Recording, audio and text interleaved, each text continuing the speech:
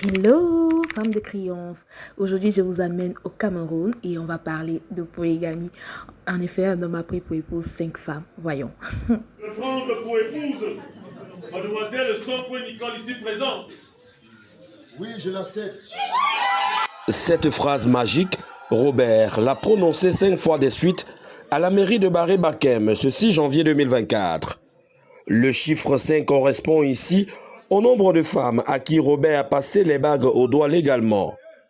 Âgé de 53 ans, ce natif des Bamboutos, résident à Melon, a promis amour et fidélité à ses 5 reines dans une ambiance bon enfant.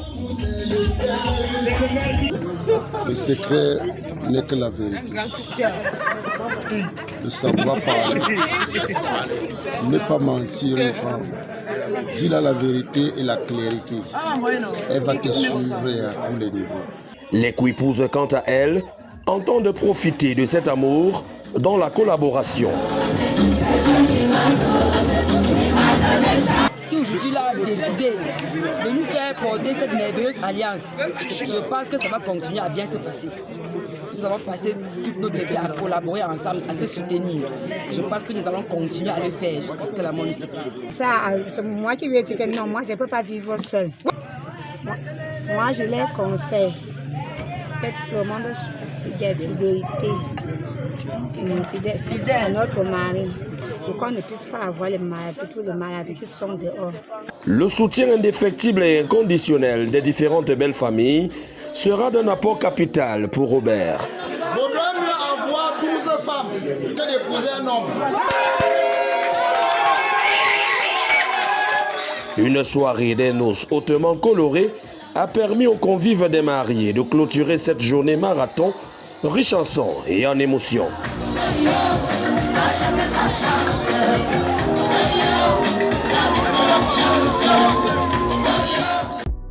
Donc ainsi, on a cet homme qui a pris 5 femmes en os, qui les a légalisées. Il a près de 50 ans, le monsieur. Et il dit que le secret de la polygamie, c'est dire la vérité aux femmes. Donc voilà, vous pouvez imaginer qu'il a bien évidemment reçu le soutien de la plupart de ses confrères. Mais j'aimerais vraiment qu'on parle ici de la polygamie pour nous en tant que femmes, surtout femmes qui voulons rester dans notre féminité. Et je pense que je ne dirais pas ici que la polygamie est bonne ou mauvaise. C'est pas l'objectif de la vidéo. Mais j'aimerais juste qu'on se pose la question: à qui ça profite la polygamie? Est-ce que c'est à nous les femmes? Est-ce que ça nous aide à être de meilleures femmes, à avoir une meilleure féminité? Ou est-ce que ça nous entraîne dans une féminité toxique où on est des femmes qui commençons à nous envier, à nous jalouser les unes les autres, ce qui n'est totalement pas dans la féminité? Ou est-ce que la polygamie est un argument essentiel pour aider les femmes à une meilleure sororité, etc. Donc, on va commencer d'abord par montrer les statistiques pour voir comment la polygamie se passe dans le monde et surtout en Afrique, au sud du Sahara. On fait un tour vers les statistiques. Pour les statistiques, c'est clair, hein, là on est sur un article de TV5 Information qui montre que selon les Nations Unies, la polygamie est une discrimination à l'égard des femmes selon l'Organisation des Nations Unies. Donc pour eux, il est question vraiment d'interdire une grande part, d'interdire vraiment la polygamie. Et dans la plupart des pays du monde, la polygamie reste quelque chose qui est interdit, voire toléré. Et ce n'est pas toujours le cas, hein. Il y a des pays vraiment où c'est accepté, mais pour l'ONU et la Commission des droits de l'homme, ainsi que pour l'élimination de la discrimination à l'égard des femmes, ils estiment que le mariage de polygamie constitue une discrimination vis-à-vis des femmes. Et voilà, pour cela, parce que c'est une discrimination vis-à-vis des femmes, les Nations Unies recommandent donc l'interdiction tout simplement de la polygamie. Donc, au sein de la polygamie, l'article continue. On distingue la polygénie des situations, on va pas aborder tout ça, on va avancer. Ce qui nous intéresse particulièrement, c'est la polygamie pure. Donc là, on en vient à l'écrivaine camerounaise Djaïli Amadou Abal qui a écrit le livre Les Impatients qui a rapporté le concours des lycéens. Et l'écrivaine à l'intérieur du livre parle justement de la polygamie. Et elle peut s'exprimer ici en disant que La dérive de la polygamie et les discriminations sous-jacentes qui accablent les femmes soumises à l'autorité implacable de leur époux, qui répudient au gré de ses humeurs sans avoir de compte à rendre à qui que ce soit, et encore moins à la victime elle-même.